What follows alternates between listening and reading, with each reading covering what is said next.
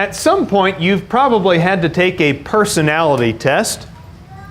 Perhaps you had to take a personality test before you got a job. Perhaps you took one out of curiosity when you were cruising through Facebook and you saw a link to a personality test. Because we all don't know our personalities well enough, we have to have a website with a bunch of test questions tell us who we are.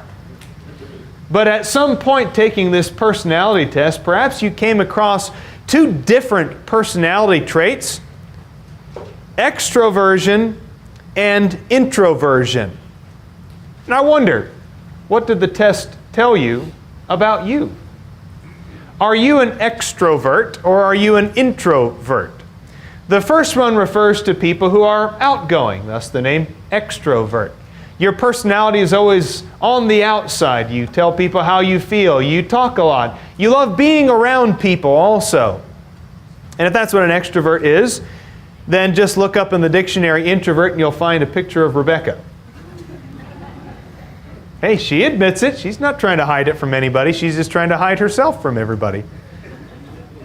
But an introvert is somebody not necessarily who is shy or who doesn't like being around people, but it's a person who's not recharged by being around people. I think the best definition that I have ever heard of the difference between introverts and extroverts is that introverts need to recharge their batteries through being alone before they can go out and be around other people. Extroverts recharge their batteries by being around other people. So at a social gathering, for example, the introvert shows up with a full battery and is worn out by the end of the evening. An extrovert shows up with an empty battery and is only just getting started when 10 o'clock rolls around. The extrovert is the one pulling out board games at 10 o'clock at night going, "Hey, how come everybody's going home right now?" I think that's the best definition that I've ever seen. There are some misunderstandings about extroverts and introverts, and those misunderstandings can be very harmful if we don't get them out of the way.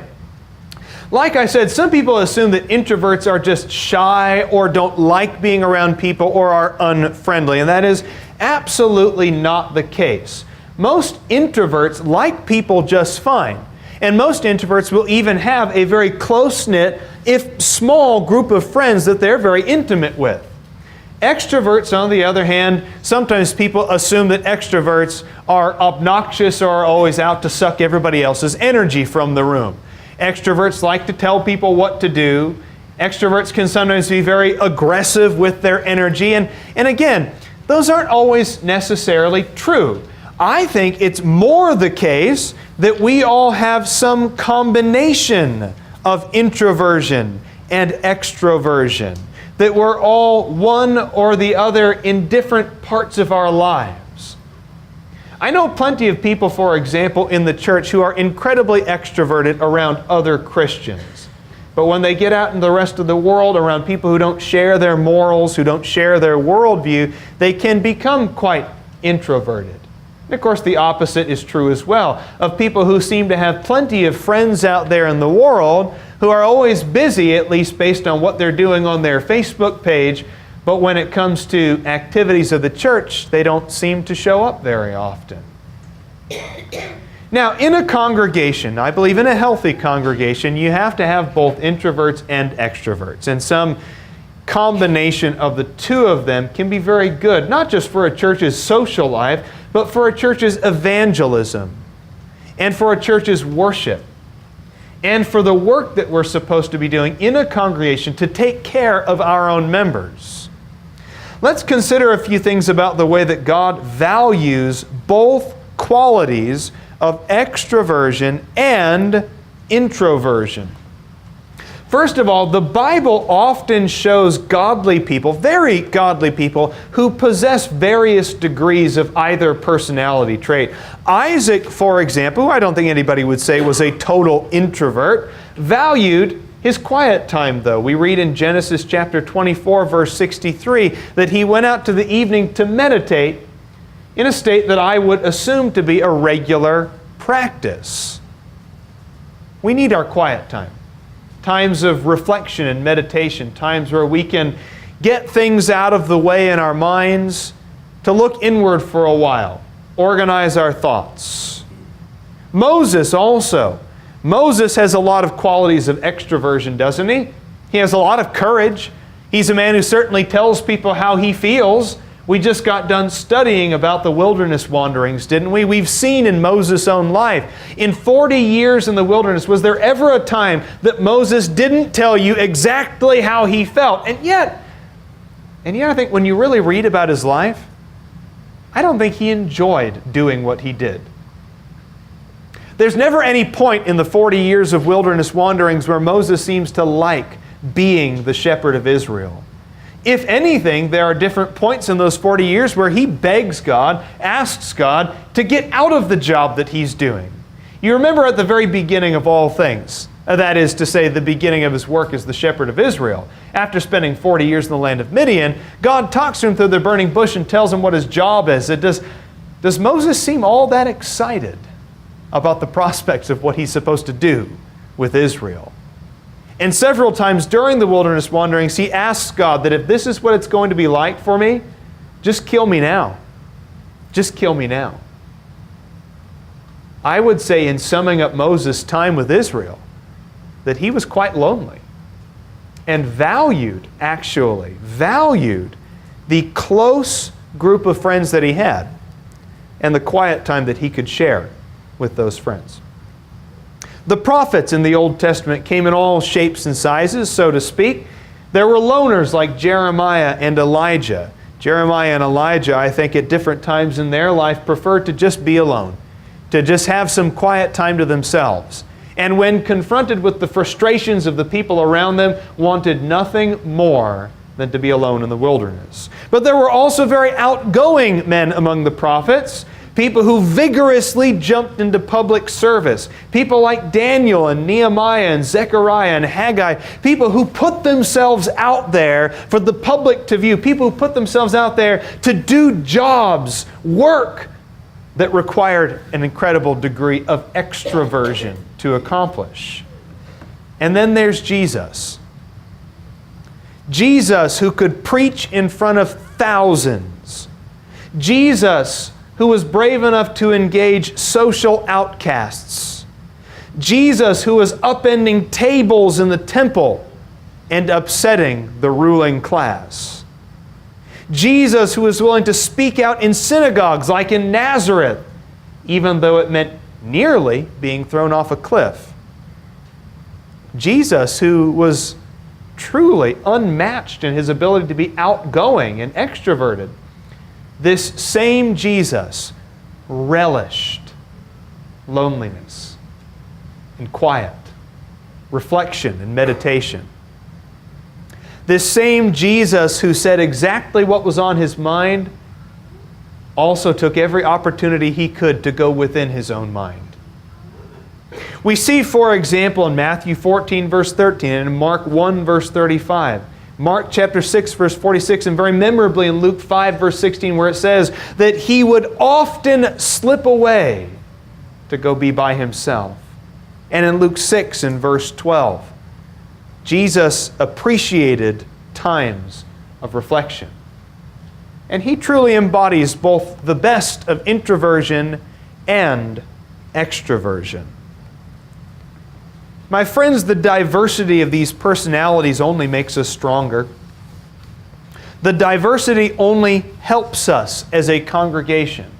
And if you have some combination of both introversion and extroversion, then I think that diversity only makes you stronger and more interesting as a person. Everybody has something to offer in a church, no matter what kind of personality you have. Sometimes we assume that the very public jobs that need to be done, preaching and teaching and song leading, serving as an elder or as a deacon, that those are the most important jobs to be done. And yet, there are important jobs, equally important jobs that happen behind the scenes, behind the veil. Jobs that you don't see in public, jobs that require not the extrovert to do them, but the introvert. The person who can go one-on-one and talk. The person who understands what it means to be lonely. The person who understands what it means to struggle with loneliness. And that's a job that an extrovert can have a very hard time doing. Consider a few scriptures that explain the value of this diversity in our gifts and our talents and our personalities. In Ephesians 4 and verse 16, notice what it says here about the fully functioning body, which is the church. He says, back in verse 14, for context, as a result, we're no longer to be children, tossed here and there by waves and carried about by every wind of doctrine, by the trickery of men, by craftiness and deceitful scheming. But speaking the truth in love, we are to grow up in all aspects to Him, who is the head, even Christ. I believe He means not just to grow up as individuals, but to grow up as a church, to grow up as a congregation. Monte Vista must grow up in all aspects into Him. Verse 16. From whom the whole body, being fitted and held together by that which every joint supplies, according to the proper working of each individual part, causes the growth of the body for the building up of itself in love. Notice a couple of phrases that are important. We are fitted and held together by that which every joint supplies. Every joint supplies something, doesn't it? Every joint does something. Now, some joints are very obvious, like your knees and your elbows. Joints that you like to throw around in a game of basketball on the playground. Other joints are a little less obvious. But every joint supplies something. But every joint can only supply something when, as it says, it is properly working, according to the proper working of each individual part. You are only contributing to the growth of the congregation when you are being you. Now, we'll talk about this idea later on in the lesson of, well, it's just how I am when it comes to personality. False. So certainly the Apostle Paul, myself, and not anybody else who understands the Bible is going to tell you that if you have a sin in your life, or you have a bad personality trait, that you just need to go on being you and accept it for what it is. But you are only causing the growth when you are you, and when you take the gifts and the talents, the abilities, and yes, even your own particular unique personality, and put it into service as God designed it. That includes the introvert as well as the extrovert. That includes the very outgoing person as much as it includes the person who's very reflective and inwardly focused. We need every part to do something, but every part can only do what it is supposed to do. It's proper working. The same thing is said in the book of 1 Corinthians as well. When you notice in 1 Corinthians chapter 12, the Apostle Paul once again uses the body as a model for the church. He begins in verse 12 saying, for even as the body is one and yet has many members, and all the members of the body, though they are many, are one body, so also is Christ. And he goes on to describe in verse 14, for the body is not one member but many. If the foot should say, because I am not a hand, I am not a part of the body, it is not for this reason any less a part of the body. And if the ear should say, because I am not an eye, I am not of the part of the body, it is not for this reason any less a part of the body. Now, the foot and the ear, the eye and the hand all have their own unique talents. They do what they're designed to do. They do what they're best at. And he goes on to say, if the whole body, verse 17, were an eye, where would the hearing be? If the whole body were hearing, well, where would the sense of smell be? But now God has placed the members, each one of them in the body, just as He desired. And if there were all one member, where would the body be? But now there are many members, but one body. Many members, but one body. Many people with many different skills and many different qualities and many different personalities that make up one congregation. Where do you fit in? What place, what role, what capacity do you fill in this congregation? We'll look at Romans chapter 12 a little bit later in the lesson, but I do want to point out this, that in Romans 12, beginning in verse 4, everybody can do something in that passage. Everybody can do something. Now, there's a lot that we can learn from each other. And introverts or extroverts, whatever you are, one personality is not better or more useful than the other. They are what they are, and I believe there's a lot we can learn from each other. I'm going to fill you in a little secret here. If it's a mystery to you, it might be quite shocking. I'm a bit of an extrovert. I like people and I like being around people, but can you just, I know it's horrifying to imagine this, but can you imagine if this room was filled with 200 of me? I know, that's even a nightmare for me. Now, I could flip the role there, okay? And I could say, imagine what it would be like if we had 200 Rebeccas or 200 Vanessas. And I could flip the role around, and we would be as equally ineffective as a congregation with one extreme as the other. But in a group of 200 people where we have this incredible diversity of personalities, what can we accomplish and learn from each other as a group? So what I want to do is offer you 3 things that we can learn from each other. And I hope, my goal is to present these 3 lessons in a way where each one can learn something from the other, where I don't present them as introversion or extroversion is better than the other, but each one can learn something from the other. The first one is this. Introspection leads to mature faith. So introspection is good. Being an introverted person is very good to have time to meditate and reflect, to study, to pray. That is incredibly good, and it is both a sign of mature faith and I believe leads to increasing maturity in your faith. But if you don't share it, it's not worth anything. So you see then that both introspection and extrospection, introversion and extroversion, are valuable. We must be introverted enough to study and to pray and to meditate, to learn, to grow, and to be mature in our thinking. To not be afraid of going inside. But we must also be courageous enough, extroverted enough, that we can share the conclusions that we've come to.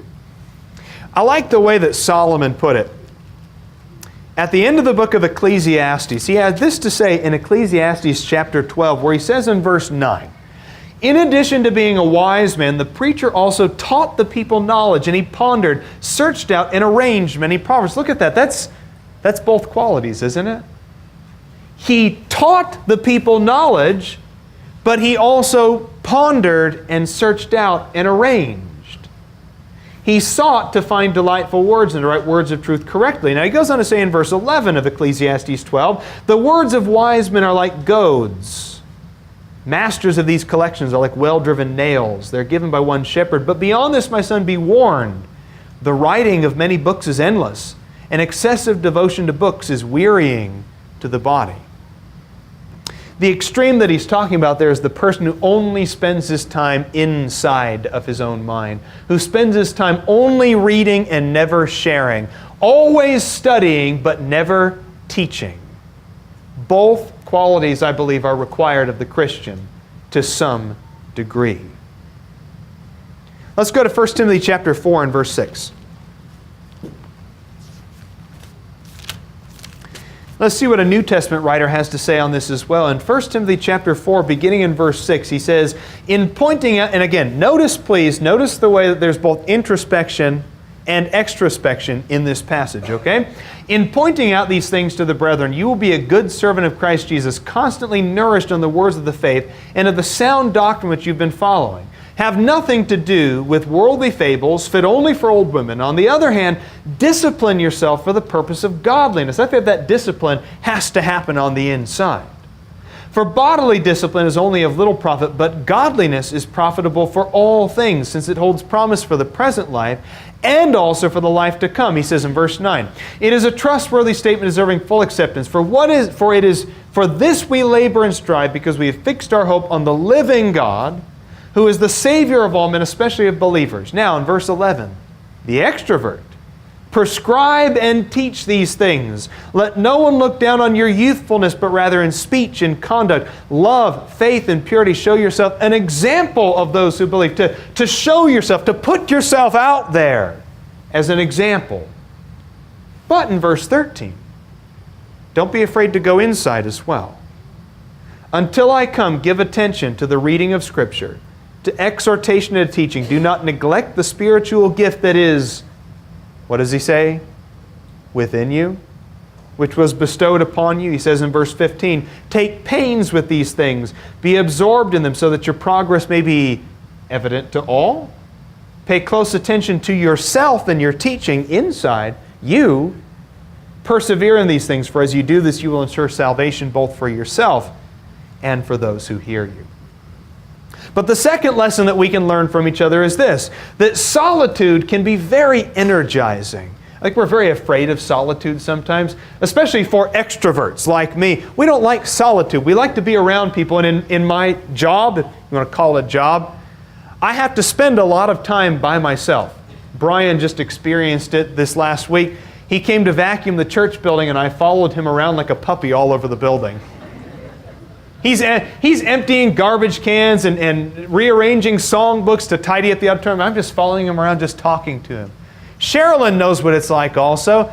When I'm here at the same time that she is cleaning the building, it takes her twice as long, easily, to get done what would take her just not that much time. So it can be kind of lonely sometimes being a preacher. Oh, so sad. But you know, solitude can be very energizing. To have the quiet time to rest our minds and to think and to ponder and to meditate. But the flip side is this. It is unhealthy to seek total separation from other people. I've always liked the way Proverbs 18 verse 1 puts it. Notice this with me if you will. Proverbs 18 verse 1, speaking of the one who seeks his own desire, he says, he who isolates himself seeks his own desire, and he quarrels against all sound wisdom. One time when we were on a long road trip together, and I mean long road trip in the middle of nowhere. Dust as far as the eye could see. And in the middle of nowhere off this state highway, there was a road called Hermit Road. And won't you believe Rebecca saw Hermit Road and she said, that's where we need to live. And that's funny. We can laugh about that. But I do believe both sides of this are true, that solitude is very energizing for us, but it's unhealthy to seek a total separation from other people. We need our alone time, but friends, we also need each other. We need each other. And the third thing is this. We must be bold enough to say what needs to be said. That's the extroversion right there. But we must be smart enough to know when to keep our mouths shut. And if only we could find just the perfect balance between the loudmouth extrovert and the shy, mousy introvert.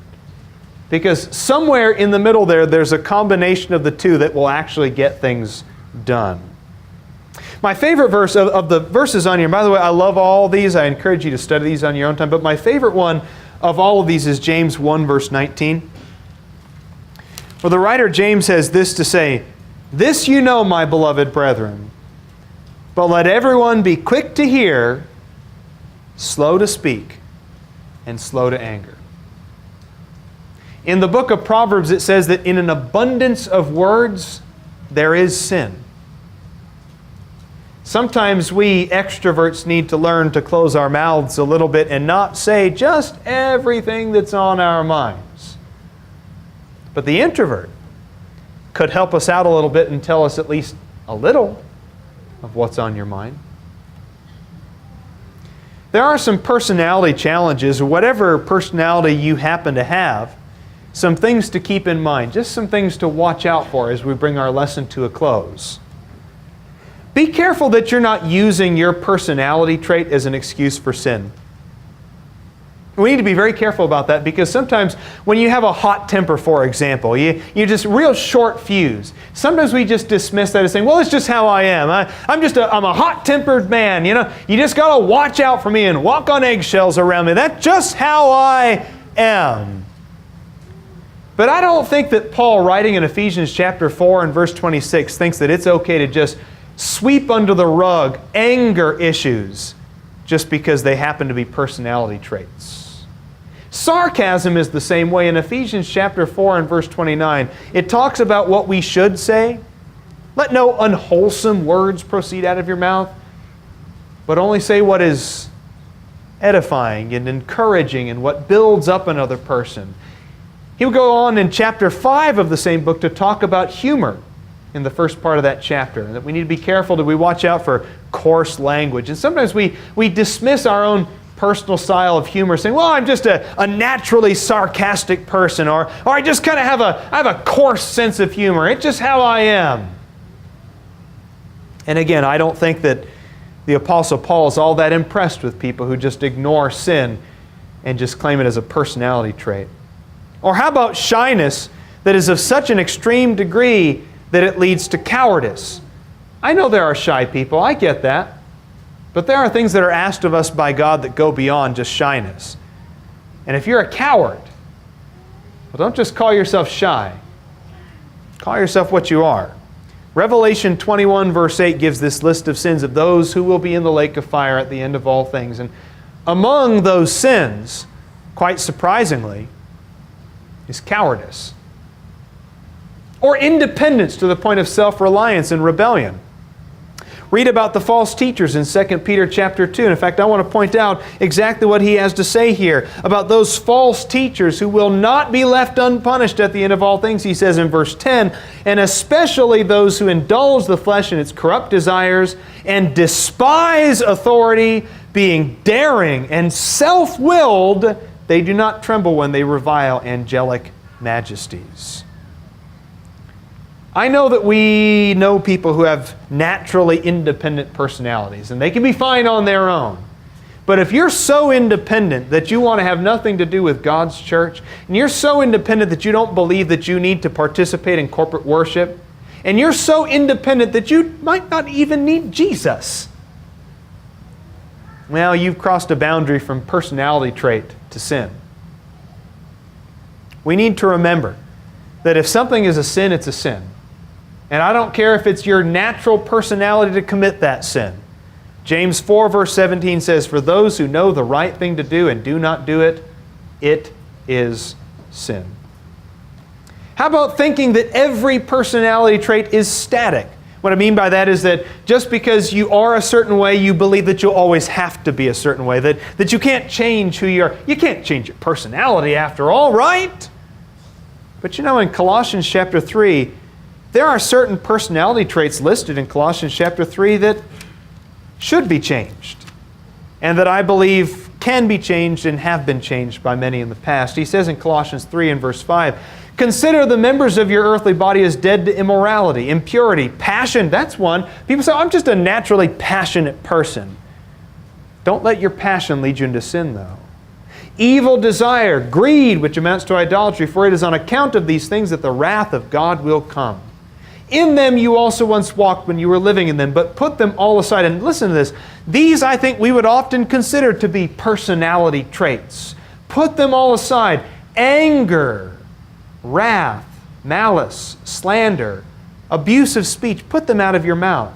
Don't lie to one another, since you've laid aside the old self with its evil practices and have put on the new self, who is being renewed to a true knowledge according to the image of the one who created him. Maybe you should strive to become less and less like your natural personality and to become more and more like Jesus Christ. That is, after all, the image into which we were reborn. And finally, watch out. Your unique personality should never be seen as a handicap or a hindrance to you. That whatever your personality is, introvert, extrovert, or some combination of the two, you are who you are. Now again, with the caveat being that if who you are is a sinner, then that needs to be changed. But sinning aside, you are who you are. So rather than seeing yourself as handicapped because you're shy, or seeing yourself as handicapped because you're a loudmouth, why don't you take those personality traits and find a way in God's kingdom to serve Him and serve others? Which gets us back to Romans chapter 12.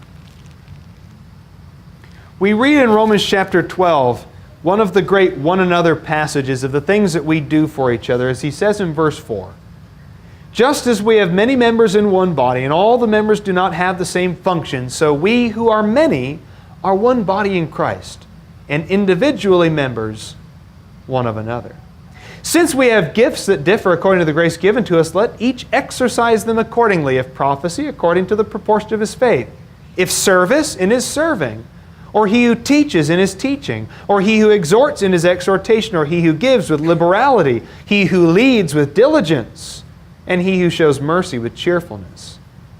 He goes on to say, let love be without hypocrisy, abhor what is evil, cling to what is good, be devoted to one another in brotherly love, giving preference to one another, never lagging behind in service, diligent, fervent in spirit, serving the Lord, rejoicing in hope, persevering in tribulation, devoted to prayer, contributing to the needs of the saints, and practicing hospitality. And in one of my favorite verses in all the New Testament, we've got to learn to weep with those who weep, and rejoice with those who rejoice. And I say to you most assuredly, you can do something from Romans 12. No matter who you are, no matter how young or old you are, no matter how experienced or inexperienced you are as a Christian, you can do something out of Romans 12. Put your personality to use then. Put your uniqueness into God's service. Now, if you're not a Christian, you really ought to be. Because until you become a Christian, until you're born, until you are remade into the image of Jesus Christ, well, it doesn't matter what your personality is. You've missed out on the greatest personality trait of all. Please, listen to the message of Jesus Christ as He says in Mark 16, verse 16, he who believes and is baptized shall be saved. So if you have any spiritual need at all, then let it be known by coming forward as we stand and sing.